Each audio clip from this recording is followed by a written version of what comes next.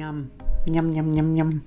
That's me, Denise Erickson, doing a really rubbish impersonation of the internet eating our records, because that's been what's happening. But at Media Mentors Australia, with our partner ACMI, we're not going to let that dodgy internet spoil our running free sessions. So welcome. And our guest this time is a fantastic director, John Sheedy. He's directed everything from theatre to opera, and now he's going to tell us about moving from short film to feature film. And he's had to come here twice to do it. Now that is dedication in our homemade, very basic homemade studio. Welcome, John, and thank you. Hi. Hi. Good. Hello. Now, John, you have had an amazing career. Now, just Google him, people, because I'd be here all day telling you about the things that he's done. He's been an actor, he's been a theatre director, an opera director, and now film directors. Did you direct as a kid, John? Did you come out directing?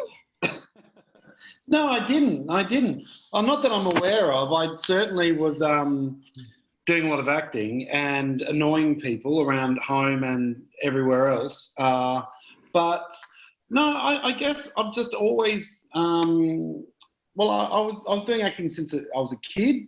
I was in a drama group, and then I got an agent, so I was doing a bit of television when I was younger, and then studied drama full time once I'd done my HSC, and then worked as an actor in television and theatre a lot, and then did that for a few years and decided to do my postgrad in directing at NIDA, and I got into NIDA and did that, and then worked for theatre companies around the country, and then started directing opera as well, and then decided, well, I'd always wanted to get into film. So I made a short film, Mrs McCutcheon, which then led on to my feature film, H is for Happiness. Amazing. Well, we're going to come to all of those in a minute individually.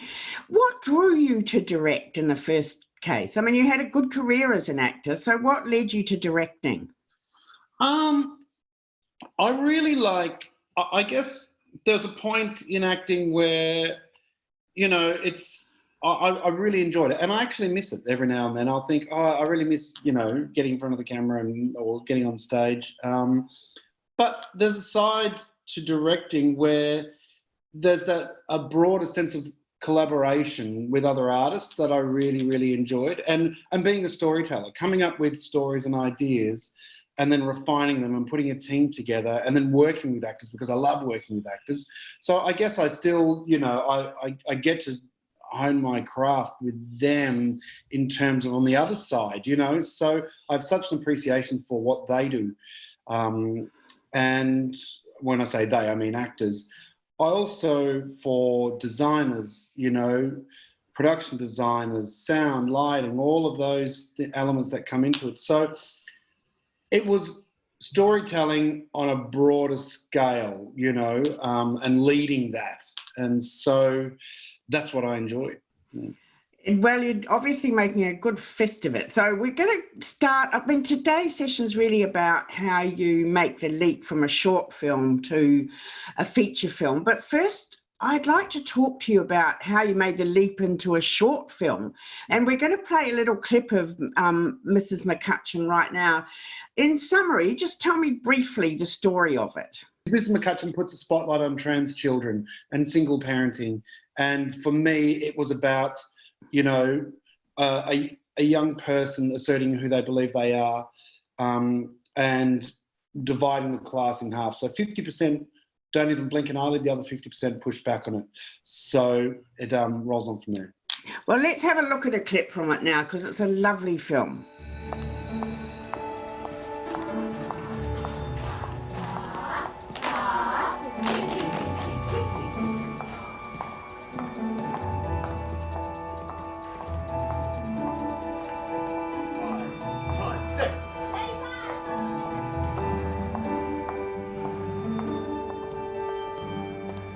Hello. You must be Mrs McCutcheon. Your mum's told me all about you.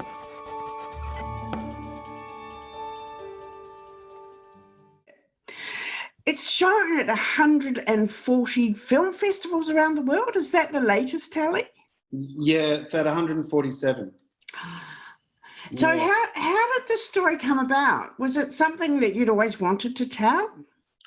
I not something that I always wanted to tell. I guess it's a story that just brewed in my mind. But I knew I had to make a short film to get into filmmaking, and I wanted to come up with a story that, like anything I approach, whether it's theatre or opera, I want it to be accessible to a broad audience. I like creating a story or telling a story that has a fine balance of humour and pathos to it. Humour is very important to me, and I like the idea of this 10-year-old boy introducing himself to a bunch of strangers as Mrs McCutcheon and just seeing how they'd react. And it really grew from there, over like 12 months. I just kept thinking about it. And then I pitched it to a very good friend of mine, Ben Young, who's a filmmaker. And he said, "This is amazing and I'd love to write it for you." And I went, okay. So he wrote it, and then a week, really fast, as Ben Young does. And then a week later, we were, in my place and workshopping the script. And I think we only had a couple of script developments on it. And then I went and made it. And what skills did you take as a theatre director and an opera director into that short film? I'm interested in the transition. Sure. So, well, first of all, I guess being able to direct actors, being able to get direct a performance, a genuine performance, being able to work with a team and collaborate with a team in terms of storytelling and creating a vision and being very clear on that vision and the story you're telling. So I was used to collaborating with creatives, used to directing actors, and being a clear storyteller. And also comedy too. Comedy is harder than you think. It's, comic timing, and especially when you're dealing with a very serious subject matter, a complex subject matter, like trans children and single parenting and all those things. And being able to find the balance, not go too hard on the politics, but find a balance where there's light and humour as well in there. And being able to, I guess, get your team on the same page and get that performance out of the performers too. So there's the same level of skill set required in theatre. There's the same language and dialogue happening in theatre and opera that you do on film. And when you're working with actors and I keep saying storytelling because that's what we're doing, and collaborating, because it is a collaborative art form. And I guess they're the skills that I took over, yeah. What about the technical skills? And I know we'll come to even more of that when we talk about your feature film in a minute. But how technically literate were you when you went into that short film? Oh, shocking. I was terrible.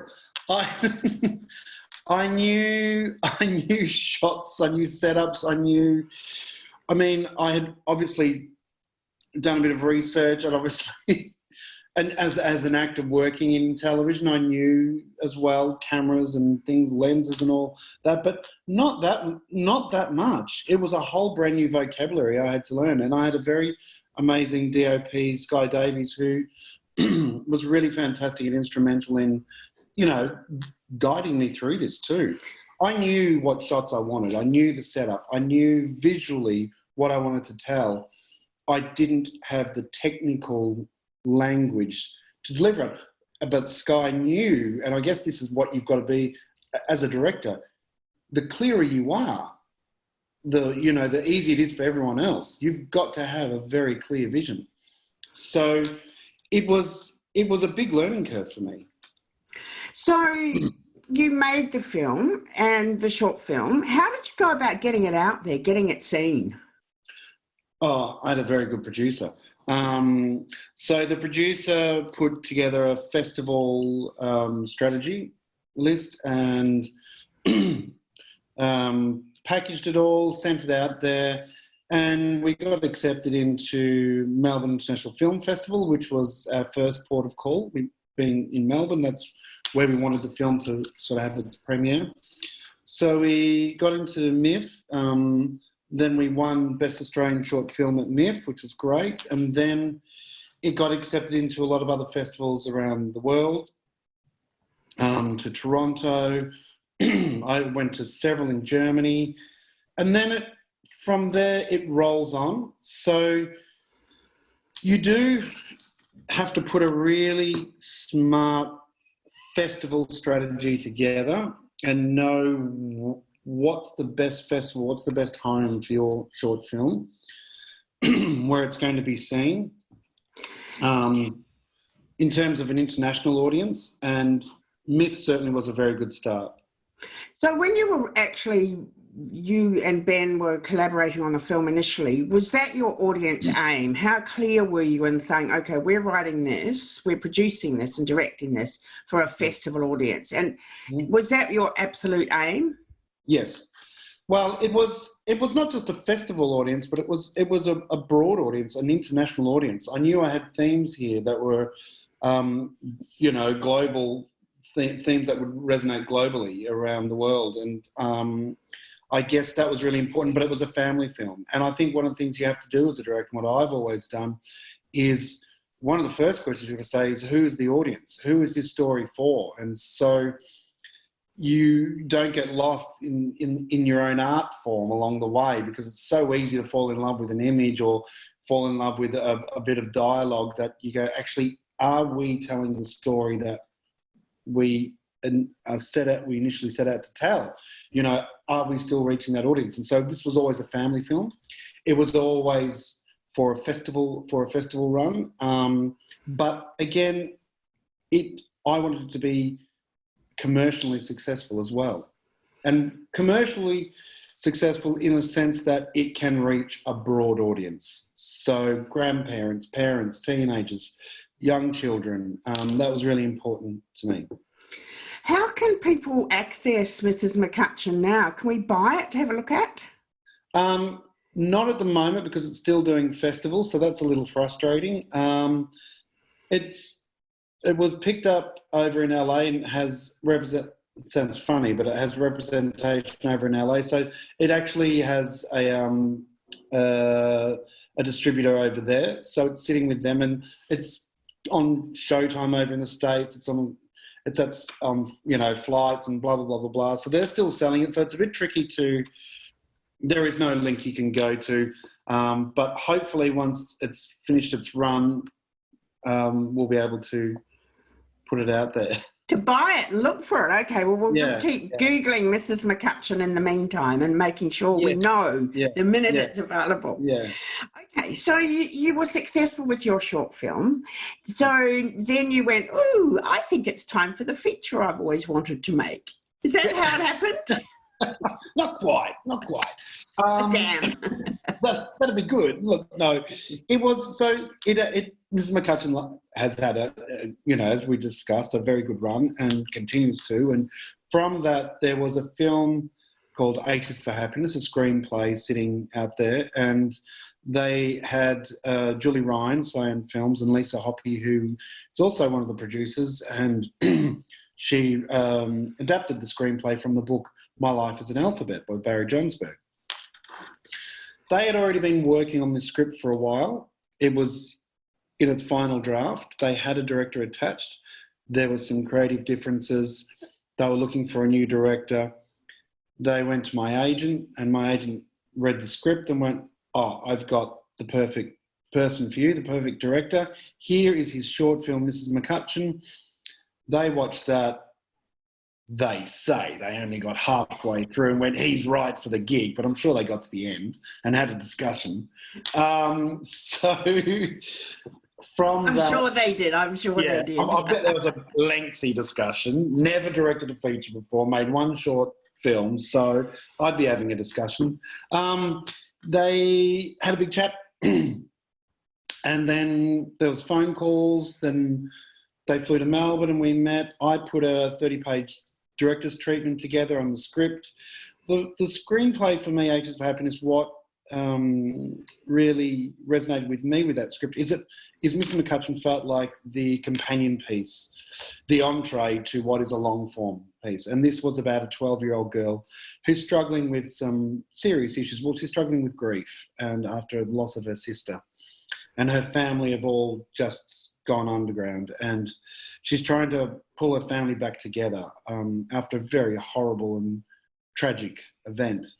She's also picked on at school because the way she approaches life is very different to everyone else, and things that come out of her mouth is very different to everyone else. I'm deliberately not giving her a label because I don't like labeling. And so it was a story that I had a lot of charm. It had some very heartbreaking themes and serious themes in there for young people and families to deal with. And it had a lot of quirk and humour to it. And so it was the perfect ingredients. And having just done Mrs McCutcheon, it felt like a really great fit. We all agreed, and then it got financed in 12 months, really quickly, actually. So... Well, before we hear a bit more about that, I'd like to play a clip, actually, because I think it's a film I actually paid to go and see, and then they shut the cinemas. They shut the cinemas, so I haven't seen it. Oh, really? But you got my ticket sale, and I thought that was important. Let's have a look. Your job in this assignment is to write about something that's happened to you in the past. It's difficult to tell who Miss Bamford is looking at with that one eye that bobs like a maniac. I was going to present H for Happiness. I worried Mum, Dad, and rich Uncle Brian had forgotten how to be happy. Maybe I can do something about it. Do you really want to divorce us? Yes? No. Happiness. It takes time. But that doesn't mean I can't keep trying to plant the seed.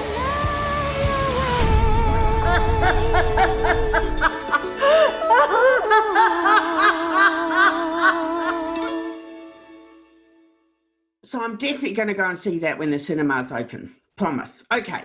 So the script is ready. You're ready to rock and roll. You're financed. Now, for people out there like me that have never made a feature film, what does the director do at that point? Panic. No. Well, there's a lot to do. We had 6 weeks of pre-production, which was really, really great. So I guess, once that film's financed, and you've already attached some of your key cast by then. So it's casting the rest of it. It's, putting that director's treatment that you put together, those 30 pages turn into 130 pages. You work with the script writer, you refine the script, you work with your DOP, you start looking at lenses and cameras, and you're on location scouts. With your location scout, you're doing recce's, you're finding the perfect place to film this story. So there's a lot. It's full steam ahead. And it's exciting, and it's nerve-wracking, and it's fun. It's green lit, and that's really rare to get a film green lit so quickly. So you talked before about your technical or nous or lack of it on the short film. What did you have to learn when it came to this one? Well, I guess Bonnie Elliott was the DOP on this, and she's amazing as well, of course. And so Bonnie and I spent a lot of time together talking through my storyboarding, talking through the director's treatment. We spent quite a few days at Panavision just working with cameras and looking at lenses. And really it was an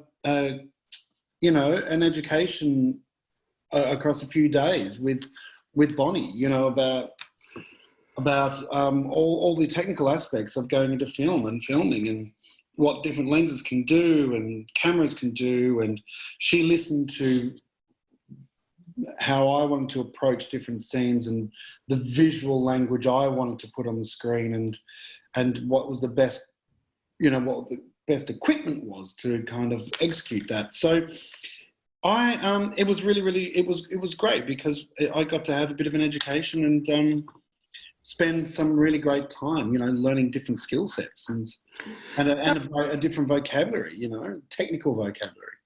So you faced the crew for the first day on set. Describe that feeling for me. Oh, that was very nerve-wracking. I suddenly was, a child going into kinder for the first day. It was just, there's a crew of there's about 60 people on set there running on and off, standing around. You got your actors and everyone looks. Then there's silence and everyone looks at you and says, so where would you like to begin? Your first is going, where would you like to start? And of course, you've discussed all this the night before. You've discussed this all week, but then when you've got a sea of faces looking at you and you've got all this equipment around and it was nerve-wracking. It was really nerve-wracking. And the adrenaline's going, of course. But again, I was very clear on the scene and where I wanted to go and what I wanted to achieve. But then there's a thing called time that is never, ever going to be on your side in filmmaking. And so the first day we went way over time. And then by the end of the first week, I kind of got a groove and got a pace going and, tried to make time my friend. Okay, so we've got loads of, wannabe first-timers, maybe even second-timer directors or producers watching. I'd like to spend a few minutes, if you wouldn't mind, giving your tips to them about all sorts of things, whatever comes into your mind about how you should go about being a director. Well, I guess, the first thing I'd say is to go about being a director. Well, of course, you can either study. There's two ways to approach it.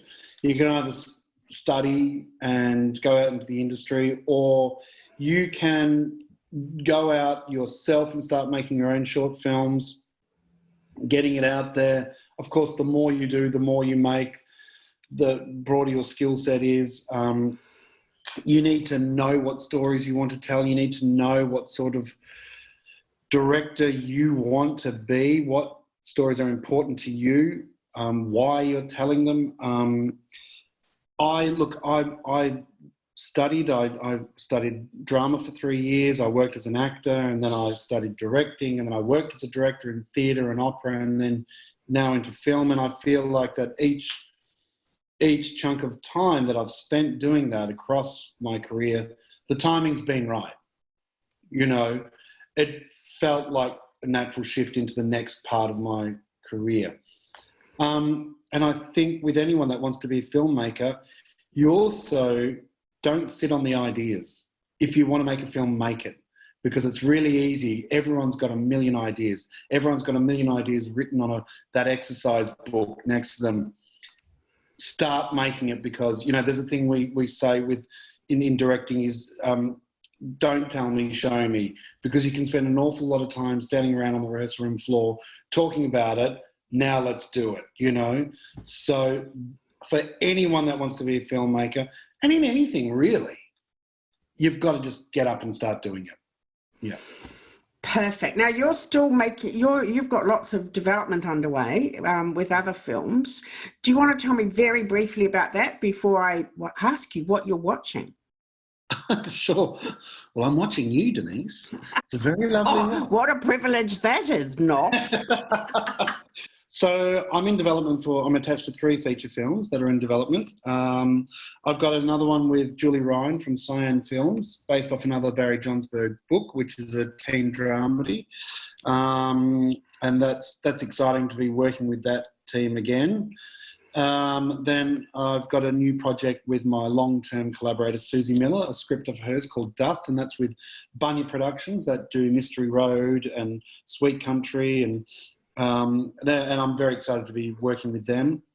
and a new one with another collaborator of mine, Tom Holloway, a new script called King of the Mountain, which is a very exciting project, fast cars and retro feminism in the 80s.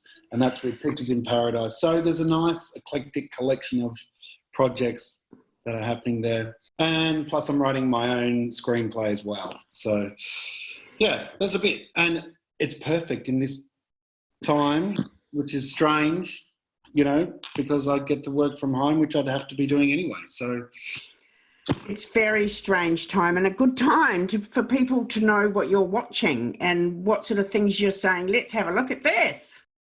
I just finished watching, like the rest of the world, that bonkers documentary Tiger King, which is just jaw-droppingly unbelievable. I'm also on Netflix, isn't it? That's on Netflix. Netflix. It's on Netflix. So, but I'm also watching Sex Education, which I'm absolutely in love with. I adore. I love everyone on that show. I love all those characters.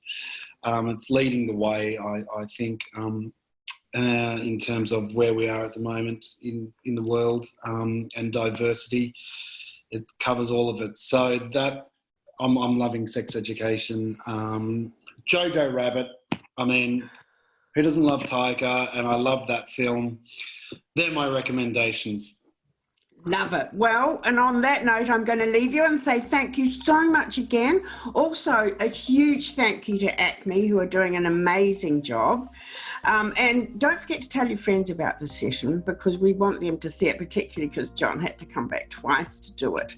And it's still... and sign up, of course, for our newsletter on our website, which is mediamentors.com.au. See you later, John. Bye. Thanks, Bye.